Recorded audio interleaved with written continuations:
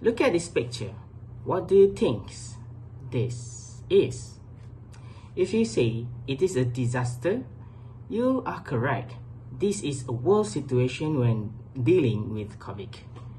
Shocking, isn't it? So we have faced this situation together. Do you know, as at 22 May 2022, almost 1 billion people in lower income countries remain unvaccinated. Only 57 countries have vaccinated 70% of their population. Almost all of them high-income countries. Why don't they want to take the vaccine? Is it due to the danger of taking the vaccine? Or take the vaccine can cause death? Or does the vaccine have a microchip in it, allowing us to be watched by intelligent team? This is a stigma that is often told to people so that they don't take the vaccine.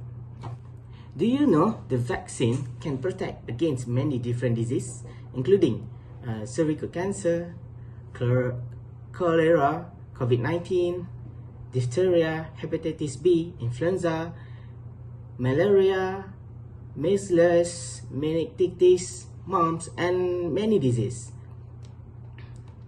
Now, you may say to yourself, what is the problem? Why do I need a vaccine? There's a lot of fear. There's a lot of confusion.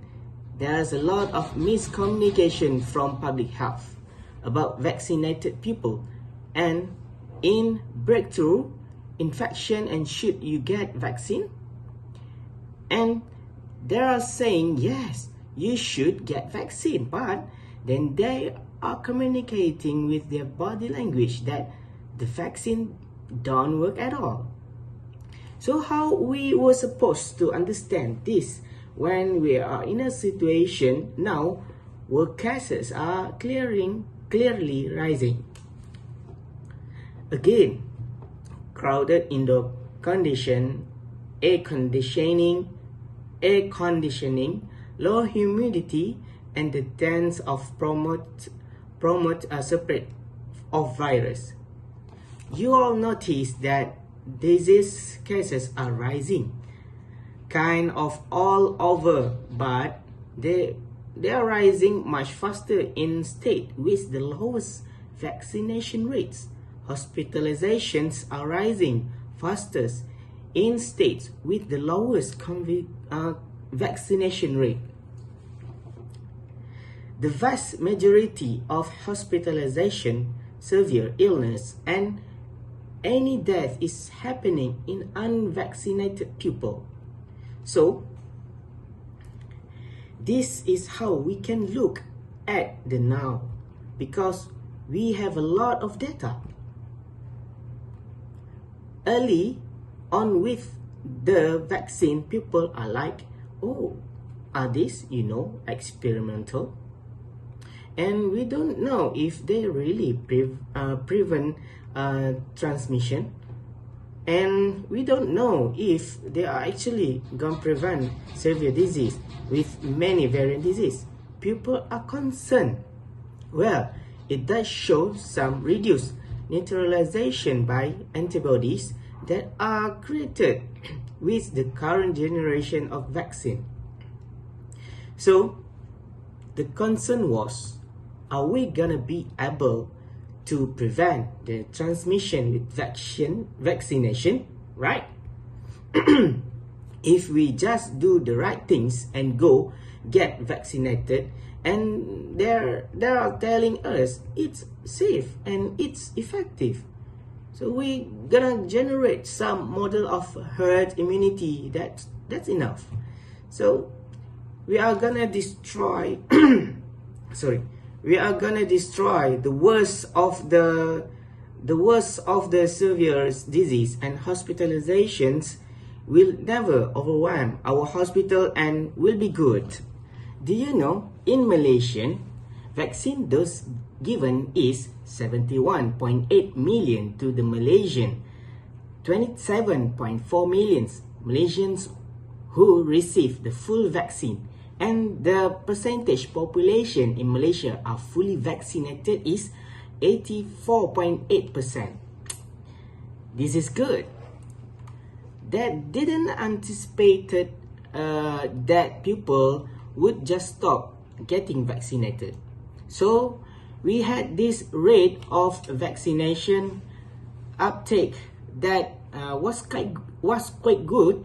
It wasn't great, but it was quite good. And then people were like travel resumes. People are starting to celebrate. It's been great, right? So we were going to outside without masks, and it was the joy of being vaccinated.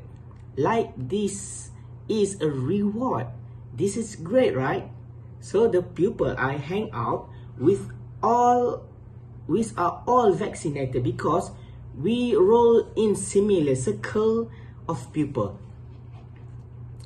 So imagine if you do not vaccinated, what will happen? I'm talking about people who's never had disease, for example, COVID-19 disease, never been vaccinated. They stop getting vaccinated. We open up. Now, who are the majority of these folk?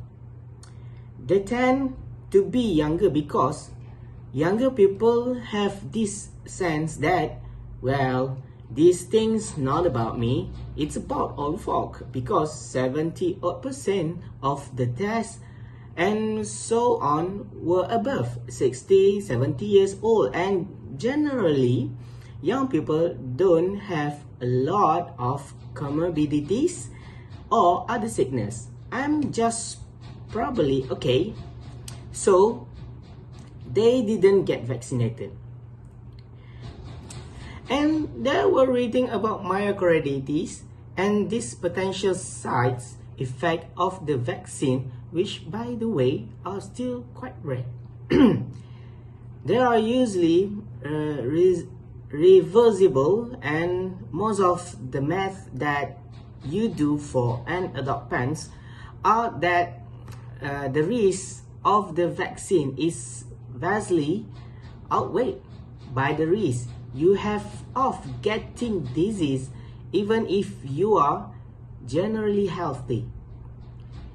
Because the disease, especially COVID-19, is such a it's such a disease.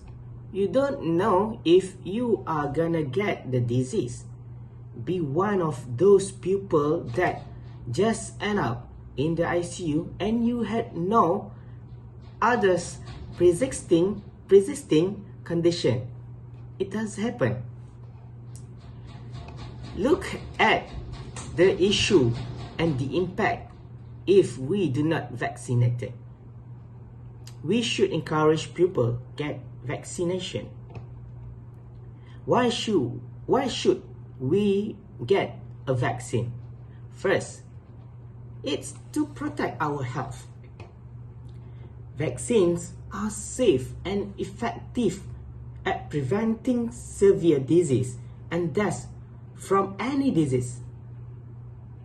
Also, the impact of vaccine on the transmissions of the virus is being studied.